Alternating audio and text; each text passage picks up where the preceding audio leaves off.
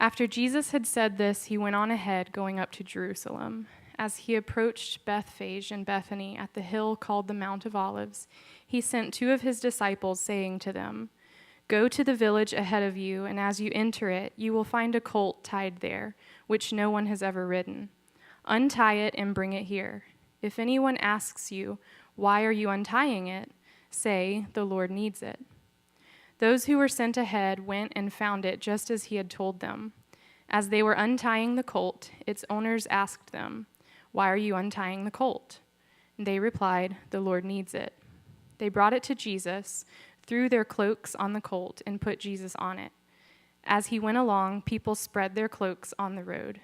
When he came near the place where the road goes down the Mount of Olives, the whole crowd of disciples began joyfully to praise God in loud voices for all the miracles they had seen.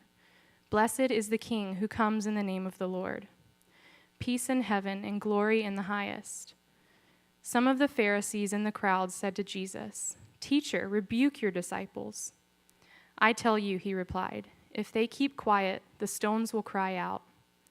As he approached Jerusalem and saw the city, he wept over it and said, "If you, even you, had only known on this day what would bring you peace, but now it is hidden from your eyes. The days will come upon you when your enemies will build an embankment against you and encircle you and hem you in on every side. They will dash you to the ground, you and the children within your walls. They will not leave one stone on another because you did not recognize the time of God's coming to you." Happy Palm Sunday to you, ladies and gentlemen, brothers and sisters. We call it the triumphal entry, or my Bible calls it Jesus coming to Jerusalem as the King. Typically, as a church family, if you're new here and noticed a few new faces that I didn't recognize, so welcome to Emmaus on Palm Sunday. Glad you're here to visit with us. If you plan on tracking with us for a little while, giving us a chance, one of the rhythms, practices we have as a church community is we go through entire books of the Bible, verse by verse. We are in a study through the book of 1 Corinthians, have been enjoying that immensely. We made it to chapter 4, finished up chapter 3 last week. We're going to take a break for this particular important season, though, in our calendars as we march our way towards the crucifixion of Jesus and then the glorious resurrection. And so we're going to focus our attention on the text that Jessica read for us on Palm Sunday. That said, this week, as I was doing some preparing and reading for this morning, I came across something that I wasn't familiar with. Maybe you knew about this, but I wasn't familiar with it. But apparently, when Christopher Columbus was taking his famed voyage, discovering the West, in 1492, Columbus sailed the ocean blue, as I memorized it in school. As he was taking his journey, his infamous journey, the history books tell that he actually kept 2 nautical logbooks. His first set of logbooks were the accurate nautical readings. The second logbook of nautical readings was actually the one that he showed his men. And they were falsified. It was falsified information. And he did that because he thought for the morale of the men, he would make them think that they were closer to land than they actually were. Now, when we get into the final days of Jesus, the Bible actually calls the captain of our salvation, Jesus' final days are anything but a falsified logbook. He does not tell the disciples that things are going to go differently than they really are. He doesn't want them to have a false sense of what the future holds. Jesus is very specific and very blunt about what will happen to him when he comes into the city of Jerusalem. In Luke chapter 18, we'll put that up on the screen. Look at Jesus' words to his disciples as he prepares them for this triumphant entry. It says, taking the 12 disciples aside, Jesus said, "Listen, we're going up to Jerusalem where all of the predictions of the prophets concerning the Son of Man will come true. He will be handed over to the Romans, and he will be mocked, treated shamefully, and spit upon. They will flog him with a whip and kill him. But on the third day, he will rise again. But they did not understand any of this. The significance of his words were hidden from them, and they failed to grasp what he was talking about. So Jesus does not falsify the information. He says, when I come into Jerusalem, the Gentiles, the Romans, they will take me, they will mock me, they will beat me, they will spit upon me, and they will kill me. But I will rise again. But they did not hear, they could not comprehend, they could not understand what Jesus was saying. Their eyes, their ears were blocked to that. And so the disciples were very surprised at the events that were going to transpire in Jerusalem, even though they had been warned. But they preferred the falsified version of the logbook. They wanted to think, we're closer to land. No, Jesus, that's not how things are going to go. You're going to conquer the Romans. You're going to establish Israel for her glorious revival and renewal. But Jesus told them quite the opposite. Now, for those of us who are followers of Jesus, today is an important beginning of a week which we often call Passion Week. The final week of God upon the earth, the Son of God upon the earth. It's arguable that this is perhaps the most important week in human history. Perhaps right next to the first week of the creation of the world when God made everything, is this week in which God, through Jesus, comes to redeem everything in this Passion Week. And so we're at the beginning of the week that changed the destiny of the universe, as we call it, Palm Sunday, the triumphal entry, the time when Jesus was declared to be king over Jerusalem. And I want to place forth a challenge that I want us to walk together in as a community.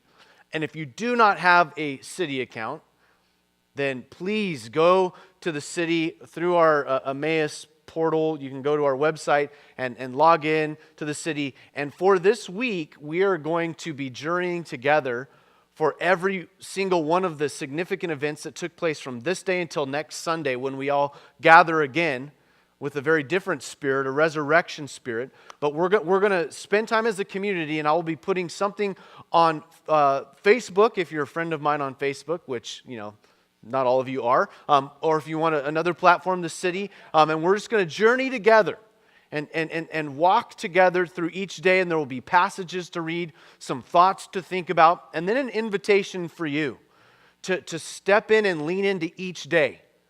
And so what I wanted to do briefly here for you is to lay out sort of the schedule of events of the life of the Son of God, some of the main things he did Sunday, Monday, Tuesday, Wednesday, Thursday, Friday, Saturday, and then Sunday leading up to his resurrection.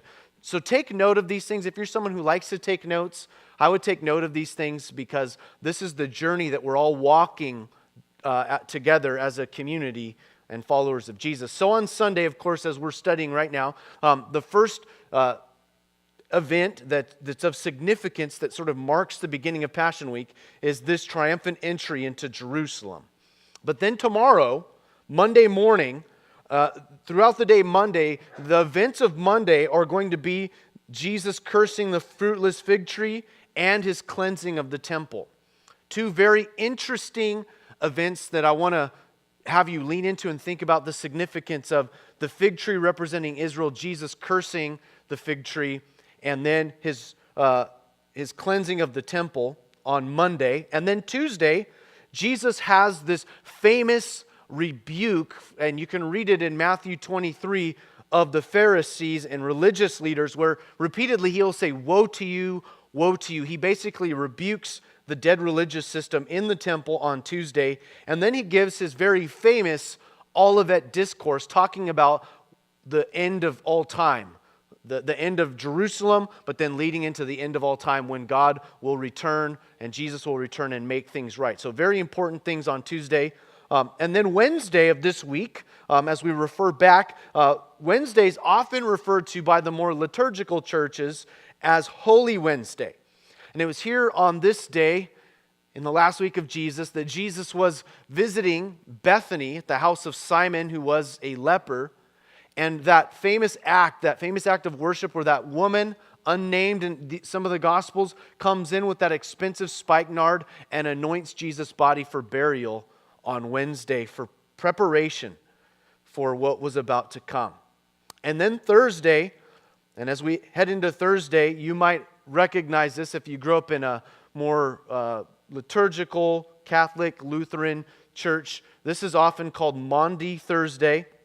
And this is the celebration, the time when we remember the Last Supper that was instituted by Jesus at Passover. And then also the moment when Jesus washed the disciples' feet in John chapter 13.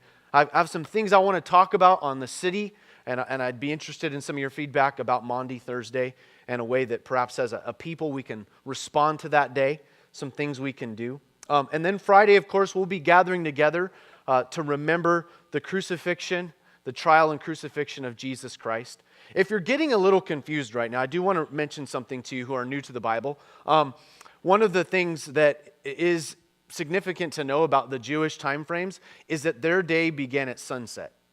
And so if you're thinking, was Thursday the day that Jesus instituted the Passover, or was it Friday? Well, actually, for us it would be Thursday. For them it would be Friday, because again, the Jewish day starts at sunset, and so the day always gets brighter instead of darker, if you would. And so Friday, the trial of Jesus, and then we come to what has been referred to as Holy Saturday or Silent Saturday. It's the most quiet, and if you would, sacred moment of awaiting resurrection. Jesus has had the violent beating on Friday, but now he is silently laying in the tomb. And there's that question mark historically, will he come out? And of course, as you know, Sunday comes. But Silent Saturday is something that I want to invite us to lean into and maybe take that day for maybe putting away technology, not watching television, and just quieting our hearts, preparing ourselves for Sunday, asking God to search us and to think deeply about the death of Jesus. And then, of course, Sunday we will come together for a great celebration of Jesus' resurrection and the ramifications that has on your life. I'm excited for Sunday morning to talk about that with y'all. So I went through that so that you have a little bit of a context of what we're going to be going through together as a community, whether it's through Facebook if we're friends, or through the city, which you don't even have to be my friend to be on, which is fine if you don't want to be a friend. So anyway, track together though this week, and however you choose to do that with your missional communities, in your family, in your households, or personally, I'd say take some time every day to really slow down this week and say, this is a significant week. I need to think hard about the things that happen. So for today, on Palm Sunday, contextually and historically, the perspective that this event caused on the audience who observed it is both clarity and confusion. Or I'm going to also use the word mystery. So for everyone who saw Jesus ride in on the donkey, as he did on this, what we're calling now Palm Sunday, Luke doesn't actually talk about the palm branches or even the crying out of Hosanna, but Luke focuses on some different things. But Jesus rides in on this colt, and for some, and on some levels, it creates great clarity. But on other levels, there's a lot of confusion around the triumphal entry and the ramifications, which I would just suggest to you, as it concerns God's kingdom, there usually are those two edges: clarity and confusion, or as I would call it, mystery. Now, what was clarified on the triumphal entry is the identity of who Jesus was. That is, they began to cry out as Jesus came and rode into the city, "Blessed is the one who comes in the name of the Lord." They recognize Psalm 118. This is the promised Messiah. This is the King of the universe. This is the one to whom the prophets had spoken about long ago. This is Jesus, the King, the Messiah. So there was that clarity. The people began to throw down their clothes, and Jesus rode in on that donkey, and they were singing out praises to Jesus, calling that he would bring, as it says in verse 38, peace in heaven and glory in the highest. But with that comes a level of confusion as well. The confusion is this. They are thinking that as he rides in, this is the beginning of him whooping on their enemies. He is going to restore Israel to its glorified condition. They're looking for new Israel. Overcome the Romans, our oppressors, and establish your kingdom. Wear a crown. Be the king we know that the prophet said you would be. There's where the confusion or mystery lies. They knew he was riding in as king, but he wasn't coming as king the way that they thought that he would come. Are you hearing what I'm saying? They had misunderstood the purposes of his arrival. The Luke 19 Jesus has come as king to pay for sin, to take on the devil, to take on sin. They were thinking, build the earthly kingdom of Israel. He was saying, I'm going to deal with the eternal before I deal with the earthly. Before I deal with the nation, I'm going to deal with a deeper seated issue. I'm going to be king over sin. I will rule and dominate sin. I will put Satan under my feet on this day, in this week, because of these events. That's the kind of king Luke 19 Jesus is. The kind of king they were looking for is the Revelation 19 king. When Jesus rides in on the white horse, his eyes are like fire, and he deals with his enemies in the valley of Megiddo. And it's an intense battle scene as the one who sits on the white horse comes back, not as the sacrificial lamb, but as the triumphant lion of the tribe of Judah. Their confusion was, what version of king is Jesus coming at? And they just fast forwarded the tape and say, let it be Revelation 19. But before Revelation 19, we need Luke 19. Jesus has to deal with sin, because you can't go into his kingdom unless that's dealt with. So great, he comes and deals with all of his enemies. Revelation 19, you are one of his enemies if you are left alone in your sin. So Luke 19 must happen before Revelation 19. There must be this entrance. And with that, I do want to say this about those of us who follow Jesus and some of the dangers that lie in the kingdom.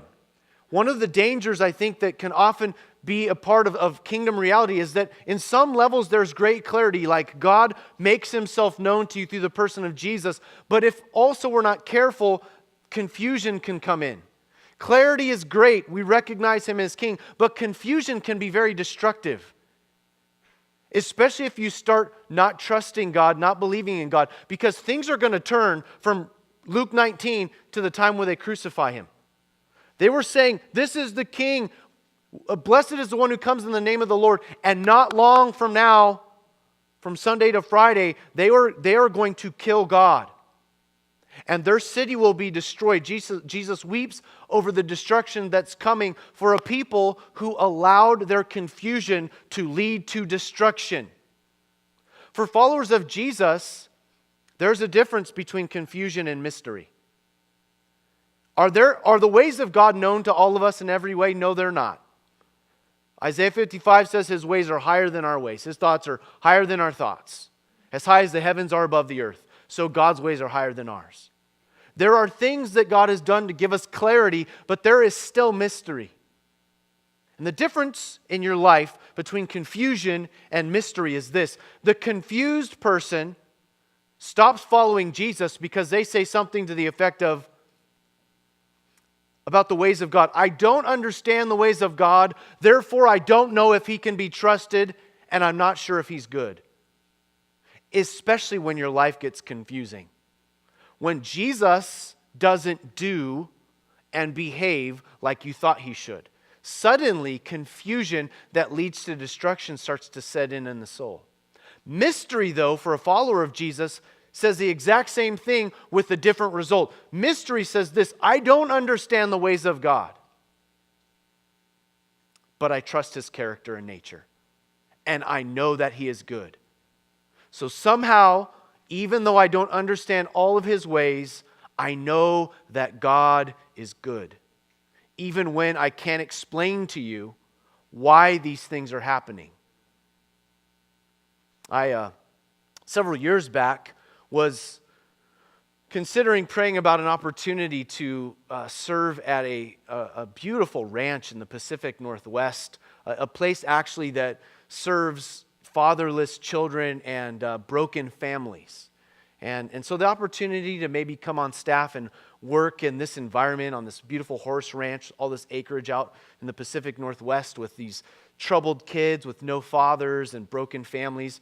And so we were just, my wife and I, Shannon, were there just kind of praying about it and checking out the facility and talking with the director about the opportunity. And I had a conversation that I'm never going to forget with one of the staff members at this ranch. His name was Wade, and I really grew to love Wade. Got some time with Wade, but he started to tell me his story and how he landed here at the ranch that I was kind of praying about coming on staff to help in. And he said the year before he came to the ranch had been the most horrific year of his life. One of his parents had died, and it was one of those kinds of hard deaths, like a cancer or something that took them. And so it was just really hard, kind of a cathartic thing. The parents were younger, and it just didn't seem right. It was so much suffering involved with the cancer. It was just really painful. And some of you who've lost family members to cancer know what that's like. I've lost several family members to cancer. And it's just, it's devastating. And so he was devastated by that. And then during that same year, he found out that his wife of 10 years, they now had 3 sons, had been committing adultery on him chronically. And it was all kinds of twists and turns to the adultery, but it was a chronic, painful, hurtful, family ruining kind of situation.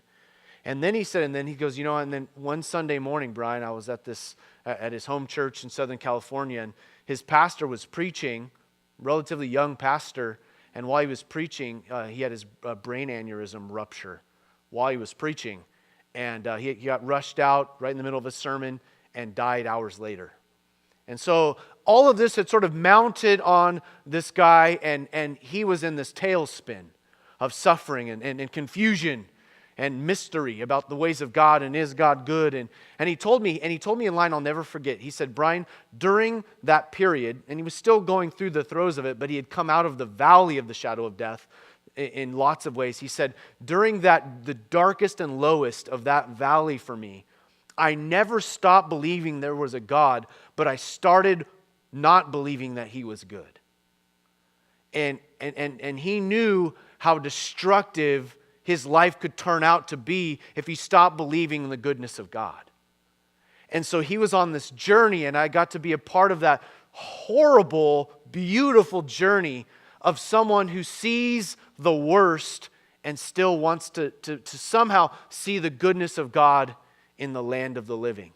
And so much of the story that we're leaning into has to do with the final week of Jesus, and I want to highlight the beautiful horrors of life.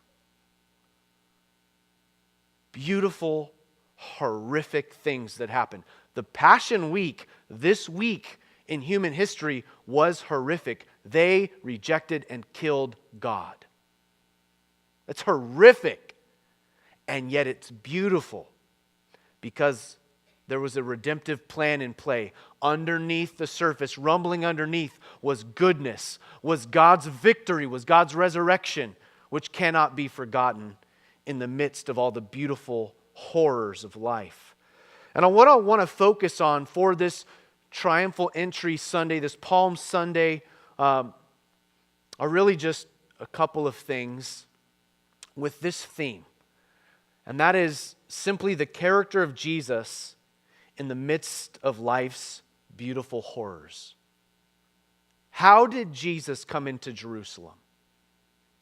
And I want us to look at 3 character qualities that Jesus maintains in life's beautiful horrors. Because if you read the Triumphal Entry from one set of lenses, it looks really like a happy day where everybody's waving palm branches and crying out, Hosanna. But there is a overshadowing sort of lament and horror of life that's going on here in time and eternity. So, first of all, let's notice the character quality of Jesus in the midst of life's beautiful horrors. Number 1, you might want to note this: Jesus is in control. there's several things about this chapter that remind me that he's in control. Not the first of which is how it begins. When Jesus tells his disciples, he tells two of the disciples, he says, I want you to go into this village, this next village, and when you get there, you're going to find a colt tied to a post. And when you go, untie the colt, and if anyone asks you, why are you untying this colt? I mean, it would be like me showing up to the bank and getting in your truck, if you have a truck, and just starting to drive away. It was a farm. A colt was an important, expensive piece of farm equipment. It was a beast of burden. And so for someone to just go take your truck, you're like, what are you doing? Who are you? Why are you in my truck? And so essentially he's saying, when you find the work truck, the farm truck, go get it, untie it, and just take it. And if anyone asks you why you're doing that, just say the master needs it, the Lord needs it, and then they'll be fine. So Jesus says that, and then fascinatingly, exactly as he predicted it would happen, it happens. Same scenario rolls out. They go into the village, they go to untie the colt, someone says, hey, what are you doing? And they say, the Lord needs it, and they're fine with it. And so with all that, it's kind of this idea, Jesus is in control. It's important to remember that Jesus is in control because it's going to seem like in the Passion Week that the evil of men triumphs. But we know that Jesus predicted that this would happen this way. He told his disciples back in Luke 18, when we read at the beginning, that when he came into Jerusalem, he was going to be arrested by the Gentiles, that they were going to mock him and spit on him and flog him and kill him. He said so Jesus knew before he went into Jerusalem on this day that is exactly the result by the end of the week. He was going to be killed on a Roman cross. He'd be flogged, beaten, spat upon, and mocked. He knew it was coming. He was in control. In Matthew chapter 26, the night that Jesus was arrested, you remember that story, Peter, the apostle, pulls out his sword, ready to fight back against the soldiers that are about to arrest Jesus, and he slices off the right ear of Malchus, the high priest's servant. And Jesus turns to Peter and says, Peter, put your sword away. He that lives by the sword will die by the sword. And then he told Peter this, and this shows the control of Jesus. Matthew chapter 26, he said, do you not think that I can call on my Father and he will at once put at my disposal more than 12 legions of angels? In other words, Jesus, as he's being taken away to his death, his trial that will lead to his death, he's saying, I've got this. If I wanted out, I could get out. Do not be deceived. Even in this moment, I'm in control. I knew it was coming, Luke chapter 18. I knew what they were going to do to me when I came here. And like his face was set like a flint towards Jerusalem. And even when Peter said, we've got to fight this evil, he said, no, Peter, I knew this was coming. And if I wanted out, I could get out. It's got to happen like this. And then in John chapter 10, one of the most moving passages to me, the whole chapter is moving. But Jesus said concerning his own death, no one takes my life from me. I lay it down on my own accord. I have authority to lay it down, and I have authority to take it up again. So things were always under his control. Jesus says, they will not win. I will win, but it's going to look like they're winning. But I'm always in control. Listen, Jesus follower, lover of God, believer in an omnipotent, all-powerful God, your life is never spinning out of control, even though it might seem that way sometimes. I mean, are you acquainted with a very famous promise of God, which says, Romans chapter 8, verse 28, and we know that all things work together for the good to those who love God and are called according to his purposes. Now that's not just some trite, I memorized that promise of God. What the verse is not saying is that all things work together for good for all people. It's for those who love God and are walking according to his purposes. Because whether you believe this or not, For people that don't love God and aren't called according to His purpose, all things are not working for their good. They're working for a horrible end. The best paradigm for that is Luke chapter 16, that story of Lazarus and the rich man. One man, Lazarus, poor and wretched his whole life, ends up comforted in paradise. The rich man had a great, seemingly physical life and ends up tormented in Hades. So what the Bible is not saying is that all things work together for good for all people, but for those of us who love God and are called according to His purposes. What the verse is also not saying, Romans 8:28, what this idea of Jesus being in control is not saying is that all things are good. I don't believe in that theology in which we try to be a happy, slappy group of people that act like everything's just fine and dandy, and that when you suffer, we say, MC Hammer quote, "It's all good." And you're like, no, it isn't all good. Cancer is not good. Divorce is not good. Sexual abuse is not good. Rape is not good. Drug addiction is not good. Wars and oppression and injustice in the world, that's not good.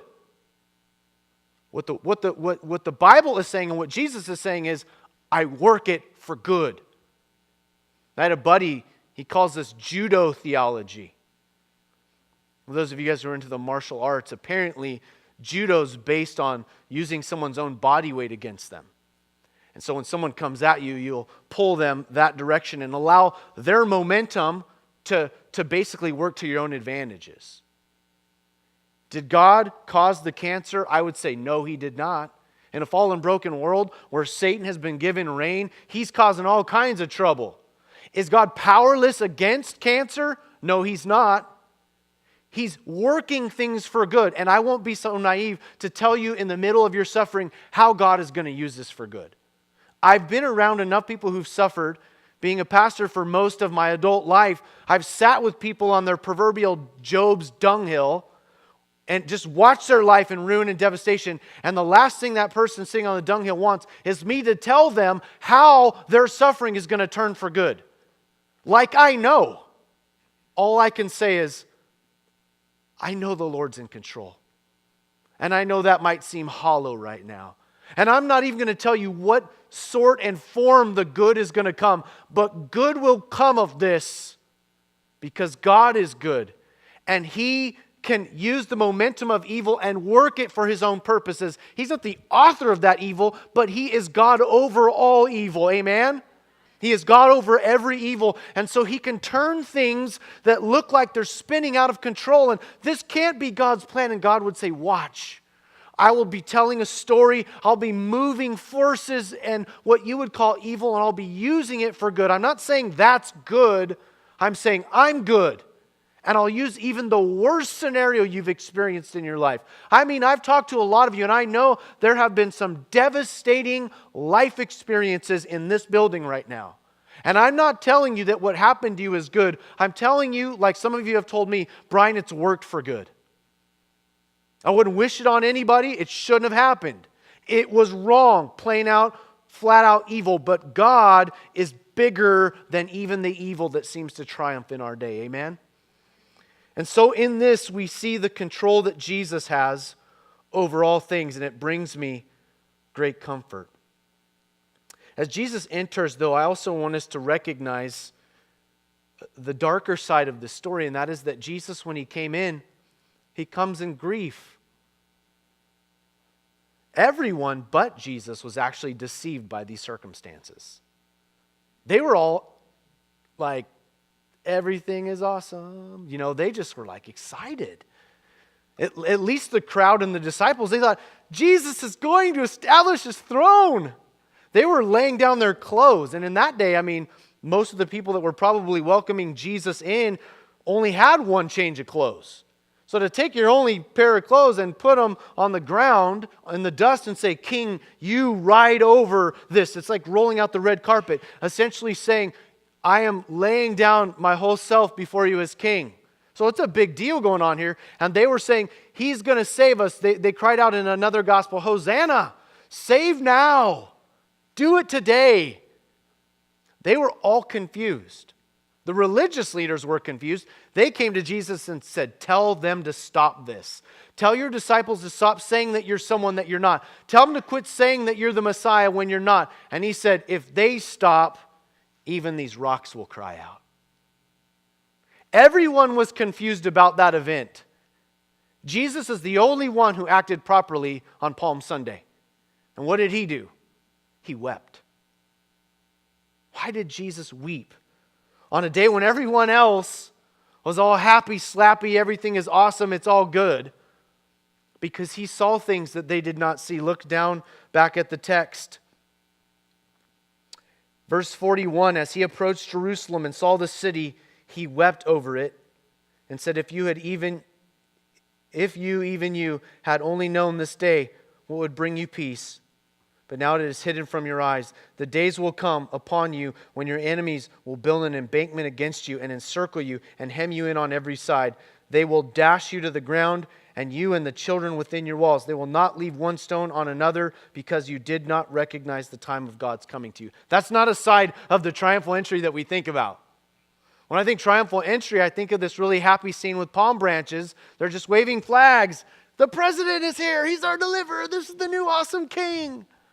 And while all of that is happening, Jesus weeps. Actually, in our vernacular, it would be more like Jesus wails, sobs. When was the last time you wept? I mean, sobbed. I mean, doubled over, stomach tight, body just drained from all the water, the tears that were flowing, face flushed, just mind occupied, just overcome with sadness, sobbing. That is Jesus. He rides up the Mount of Olives and over the Mount of Olives. And if you've ever been to Israel, you know that when you get to the top of the Mount of Olives, there's this beautiful view of the whole city of Jerusalem. And Jesus is looking at the city, and while everybody else is chanting, "Blessed is the one who comes in the name of the Lord," he's weeping because he knows what's about to happen. He knows the city's going to be destroyed. In less than 40 years, Titus Vespasian will come in with the Roman legions, and they will decimate the city, and not one stone will be left upon another. Somewhere between 600,000 to 1,000,000 Jews were killed during this horrific event in AD 40, and Jesus could see it all very clearly. He could see the city that was and what it was going to become. The city and the temple would be ruined. People's lives would be slaughtered. And the city that was would be no more for many years. And Jesus, in this moment, he weeps, he convulses because he knew what was going to happen. And Jesus always weeps whenever he sees families and cities and lives headed the way of destruction. Note some of the things that Jesus said to this city.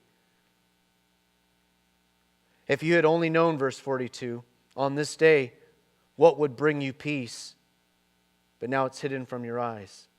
Verse 44, you did not recognize the time of God's coming to you. He laments because the people have forsaken the way of shalom, total wholeness. Jesus saying, you did not recognize me when I came to you. Jesus in his earthly ministry could cry. And he was every bit as masculine and God as anyone could ever be. And he knew when it was time to weep. He never wept for himself. He wept for others. The 2 times Jesus weeps is at a funeral for his friend who he's going to raise from the dead. And here over the city of Jerusalem, he weeps. He weeps, but he does not weep because he's lost control. He does not weep because he has lost hope. He does not weep because he's not God over your life. He weeps because he loves. He weeps because he knows what it feels like to be human. He weeps because this isn't the way things were supposed to be. He weeps with compassion and for comfort. It's good to weep sometimes. But we don't sorrow like those that have no hope. We weep as God weeps. Where is God when you are hurting? He's weeping with you. Does that mean He's lost His ability to intervene? No, it means He's a God of compassion. And He understands human frailty. What makes you weep? What has devastated your life? Jesus cries with you there in that space. But not because He's lost and not because He has no hope, but because He's showing you the side of God that is human, the side of God that is compassionate, the side of God that is there to comfort you in the darkest of your hours. When Jesus enters this city, He's in full raw humanity, even though He knows He's going to win. And it's good for us to understand a weeping God. My father, it's a long story, but the gist of his story is that at some point in his life, he decided he would never cry again. And he had a lot of things that happened to him that he did to others and others did to him that he should have wept. But he kept it in because somewhere along the line he thought it was weak or not manly or not appropriate for him to let it out, to weep. And he developed a lot of physical ailments and some troubles in his relationships because he just wasn't okay to not be okay sometimes. To just say, this is wrong. Sometimes it's okay to weep and say it's not supposed to be like this. It's not always going to be like this, and this isn't the way God intended it to be. Little children should never be abused. Babies should not be being aborted. Teenage girls should not be getting pregnant. Cancer should not be killing people. There should not be unjust wars. There should not be wars. There should not be the poverty and the devastation that's in our land. And sometimes it's okay to just say like Jesus, bring shalom, God. It's not supposed to be this way. To sit down with people and to care and to let yourself weep that you can be healed, that you can be human, that you can show some compassion, that you can be as Jesus was at this moment. That's okay. Because we do not sorrow like those that have no hope. You might need to weep this week. That might be like what Jesus says. During Passion Week, you have some stuff that you have been holding in. And at some point, I would pray for you that God would just break that dam. And you may need to be alone for that to happen because you're too ashamed to weep in front of other people. But hopefully we can be a community that knows how to weep. The other day we were helping out with Ship of Zion with Asher and Tom Butala, who are leading that and been involved in that for a long time. And there was a man there, a gentleman who lives just a few blocks from my house. And maybe you saw this in the news, but his 20-something-year-old son was shot in the back 7 times by a white police officer. And so obviously that's caused so much friction already in the police force and the black community. It was devastating. And I was surprised to see him there. And he stood up and he gave glory to God. And, there's all kinds of backstory to it, but just that part of me that's just a dad. I think, man, it wasn't supposed to be this way. His wife did not give birth to that baby boy, and he didn't lift him up and think one day this boy will sell drugs and get shot in the back 7 times. It wasn't supposed to be that way. And I was thinking in that moment, where is Jesus? And I thought he's right there with that man. He's in this. Did he cause this? No. Can he use it for good? Yes, somehow. And I'm not going to go tell that dad, I know how this is going to be used for good. You're going to have a testimony. I'm not going to do that to this man. I'll just say, sir, I'm glad you're here and you're still trusting in the goodness of God. And we just need to weep sometimes. Things just shouldn't be this way. But also, in this story, Jesus doesn't only come in control and in grief, but finally, number 3, Jesus comes in hope. In the midst of Passion Week, in the midst of the betrayal and the beating he's going to face and the denial from his own and the midst of what seems like ultimate evil triumphing, man killing God, underneath all that is hovering resurrection hope. And Jesus embraces that attitude that all the horrors that this week is going to bring will be trumped and overshadowed by resurrection hope in the triumphal entry of Jesus. You know, it's interesting because when Jesus rides in on the back of a colt, it isn't just to say that Jesus is humble, but a donkey was a specific animal that a king would ride when he was declaring peace. It was a peacetime beast. So when Jesus rides into the city on the back of a colt, he's saying, I've come to bring a covenant of peace and forgiveness. Why was Jesus coming to Jerusalem? To forgive sins, to die for sins, to extend a new covenant of man with God, a covenant of forgiveness, not based on your own works, but the righteousness of God. So when Jesus rides in on a donkey, that's hope. That says to me, he's come with terms of peace. You know, he's not going to come with these terms of peace forever. Eventually, Revelation 19 comes and he changes animals and he comes on a war horse. But right now, in this moment, in this day, he rides in with the covenant of peace. And during his time there, as misunderstood as he was, he faces off with the religious leaders and they're saying, you tell your disciples to quit acknowledging you as the king of the universe. And he says, even if they stop, even the stones will cry out. In that, friends, is hope. Jesus said, I'm here to recall all the created order back to myself.